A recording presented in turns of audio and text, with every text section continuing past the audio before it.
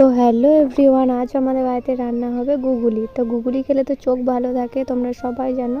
তো গুগলি খেতে আমার বেশ ভালোও লাগে, মাকে মাঝে মাঝেই বলি তরকারি করে দিতে। তো মা এখানে প্রথমে গুগলিগুলোকে ভালো করে গরম জলে ফুটিয়ে নিয়ে সেগুলোকে পরিষ্কার জল দিয়ে ভালোভাবে ধুয়ে নিচ্ছিল। তো এগুলো মা ভাই মিলেই বেছেছে সমস্ত গুগলিগুলো। এবার মা এখানে তেল চাপিয়ে দিয়ে তেলটা গরম হলে পেঁয়াজ দিয়ে ভালোভাবে পেঁয়াজগুলোকে নেড়ে কষিয়ে নিচ্ছিল। এরপর মা আরও কী কী অ্যাড করবে দেখো।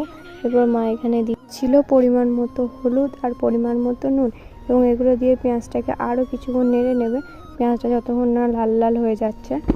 এদিকে তো এইসব জিনিস পাওয়া যায় না, আমরা গ্রামে থাকি বলে এগুলো তাও এখন কিছু কিছু পুকুরে পাওয়া যায়, অনেক পুকুরে হয়তো মারাও গিয়েছে, সেরকম আর দেখা যায় না। এখানে মা দিয়ে দিয়েছিল মায়ের হাতে তৈরি ঝাল বাটা। যায় না এখানে ঝাল কি অ্যাড করে, জিরে গুঁড়ো অনেক কিছু জিরে ফিরে বাটা এইসব দিয়ে এগুলো করে। তারপর মা এখানে গুগলিগুলো দিয়ে ভালোভাবে নেড়ে নিচ্ছিল। গ্রামে এগুলোকে গেঁড়ি গুগলি এসব বলে থাকে। তো তোমাদের এগুলোকে কি নামে পরিচিত অবশ্যই কমেন্টে জানিও। নাড়া হয়ে গেলে, ভালোভাবে নাড়া হয়ে গেলে এর মধ্যে দিয়ে দেবে আলু। দেখো তোমরা আলুগুলো এই যে পাশে নামানো আছে, ওই আলুগুলো দেবে। আমি এর আগেও মায়ের রান্না দেখেছি, এটা প্রথমবার নয়। এখানে আলুগুলো অ্যাড করে আরও কিছুক্ষণ মা নেড়ে নিয়েছিল। আমি বসে বসে শুধু দেখছিলাম, পারবো না তো কোনো দিনই, কিন্তু শিখতে হবে, কারণ শ্বশুরবাড়ি গিয়ে করতে হবে।